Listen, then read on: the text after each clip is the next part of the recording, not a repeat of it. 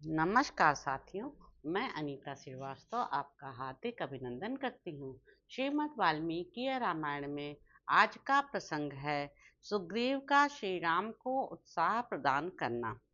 इस प्रकार शोक से संतप्त हुए दशरथ नंदन श्री राम से सुग्रीव ने उनके शोक का निवारण करने वाली बात कही। वीरवर, आप दूसरे साधारण मनुष्यों की भांति क्यों संताप कर रहे हैं? आप इस तरह चिंतित न हो। जैसे कृतघ्न पुरुष सौहार्द को त्याग देता है, उसी तरह आप भी इस संताप को छोड़ दें। रघुनंदन, जब सीता का समाचार मिल गया और शत्रु के निवास स्थान का पता लग गया, तब मुझे आपके इस दुख और चिंता का कोई कारण दिखाई नहीं देता। रघुकुल भूषण, आप बुद्धिमान, शास्त्रों के ज्ञाता, विचार कुशल और पंडित हैं। अतः कृतात्मा पुरुष की भांति इस अर्थ दूषक प्राकृत बुद्धि का परित्याग कीजिए। बड़े बड़े नाकों से भरे हुए समुद्र को लांघकर हम लोग लंका पर चढ़ाई करेंगे और आपके शत्रु को नष्ट कर डालेंगे। जो पुरुष उत्साह शून्य, दीन और मन ही मन शोक से व्याकुल रहता है, उसके सारे काम बिगड़ जाते हैं और वह बड़ी विपत्ति में पड़ जाता है। ये वानर युद्धपति सब प्रकार से समर्थ एवं शूरवीर हैं। आपका प्रिय करने के लिए इनके मन में बड़ा उत्साह है। ये आपके लिए जलती आग में भी प्रवेश कर सकते हैं। समुद्र को लांघने और रावण को मारने का प्रसंग चलने पर इनका मुंह प्रसन्नता से खिल जाता है। इनके इस हर्ष और उत्साह से ही मैं इस बात को जानता हूँ कि तथा इस विषय में मेरा अपना तर्क भी सुदृढ़ है। आप ऐसा कीजिए जिससे हम लोग पराक्रम पूर्वक अपने शत्रु पापाचारी रावण का वध करके सीता को यहाँ ले आवें। रघुनंदन, आप ऐसा कोई उपाय कीजिए जिससे समुद्र पर सेतु बन सके और हम उस राक्षस राज की लंकापुरी को देख सकें। त्रिकूट पर्वत के शिखर पर बसी हुई लंकापुरी एक बार दिख जाए तो आप यह निश्चित समझिए कि युद्ध में रावण दिखाई दिया और मारा गया।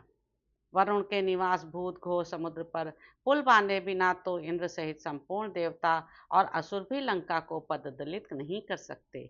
अतः जब लंका के निकट तक समुद्र पर पुल बन जाएगा, तब हमारी सारी सेना उस पार चली जाएगी। फिर तो आप यही समझिए कि अपनी जीत हो गई, क्योंकि इच्छानुसार रूप धारण करने वाले ये वानर युद्ध में बड़ी वीरता दिखाने वाले हैं। अतः राजन, आप इस तरह व्याकुल बुद्धि का आश्रय न लें। बुद्धि की इस व्याकुलता को त्याग दें, क्योंकि यह समस्त कार्यों को बिगाड़ देने वाली है और शोक इस जगत में पुरुष के शौर्य के नष्ट कर देता है। मनुष्य को जिसका आश्रय लेना चाहिए, उस शौर्य का ही वह अवलंबन करे, क्योंकि वह कर्ता को शीघ्र ही अलंकृत कर देता है, उसके अभीष्ट फल की सिद्धि करा देता है। अतः महाप्राज्य श्री राम, आप इस समय तेज के साथ ही धैर्य का आश्रय लें। कोई वस्तु खो गई हो या नष्ट हो गई हो, उसके लिए आप जैसे शूरवीर महात्मा पुरुषों को शोक करना नहीं चाहिए, क्योंकि शोक उन सब कामों को बिगाड़ देता है। आप बुद्धिमानों में श्रेष्ठ और संपूर्ण शास्त्रों के मर्मज्ञ हैं। अतः हम जैसे मंत्रियों एवं सहायकों के साथ रहकर अवश्य ही शत्रु पर विजय प्राप्त कर सकते हैं। रघुनंदन, मुझे तो तीनों लोकों में ऐसा कोई वीर नहीं दिखाई देता जो रणभूमि में धनुष लेकर खड़े हुए आपके सामने ठहर सके।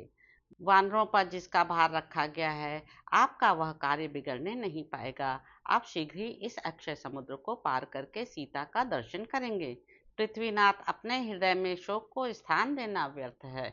इस समय तो आप शत्रुओं के प्रति क्रोध धारण कीजिए। जो क्षत्रिय मंद होते हैं, उनसे कोई चेष्टा नहीं बन पाती, परंतु जो शत्रु के प्रति आवश्यक रोग से भरा होता है, उससे सब डरते हैं। नदियों के स्वामी, घोर समुद्र को पार करने के लिए क्या उपाय किया जाए, इस विषय में आप हमारे साथ बैठकर विचार कीजिए, क्योंकि आपकी बुद्धि बड़ी सूक्ष्म है। यदि हमारे सैनिक समुद्र को लांघ गए तो यही निश्चय रखिए कि अपनी जीत अवश्य होगी। सारी सेना का समुद्र के उस पार पहुंच जाना ही अपनी विजय समझिए। ये वानर संग्राम में बड़े शूरवीर हैं और इच्छानुसार रूप धारण कर सकते हैं। ये पत्थरों और पेड़ों की वर्षा करके ही उन शत्रुओं का संहार कर डालेंगे। शत्रुसूदन श्री राम, यदि किसी प्रकार मैं इस वानर सेना को समुद्र के उस पार पहुंची देख सकूं, तो मैं रावण को युद्ध में मरा हुआ ही समझता हूँ। बहुत कहने से क्या लाभ, मेरा तो विश्वास है कि आप सर्वथा विजयी होंगे, क्योंकि मुझे ऐसे ही शकुन दिखाई देते हैं और मेरा हृदय भी हर्ष एवं उत्साह से भरा है। तो इस प्रकार साथियों, युद्ध कांड में निहित द्वितीय सर्ग यहाँ पर समाप्त होता है। इसके अगले अंक में आप जानेंगे कि हनुमान जी का लंका के दुर्ग, फाटक, सेना विभाग और संक्रम आदि का वर्णन करके भगवान श्री राम से सेना को कूच करने की आज्ञा देने के लिए प्रार्थना करना।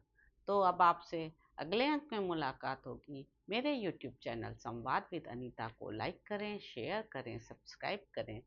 धन्यवाद साथियों।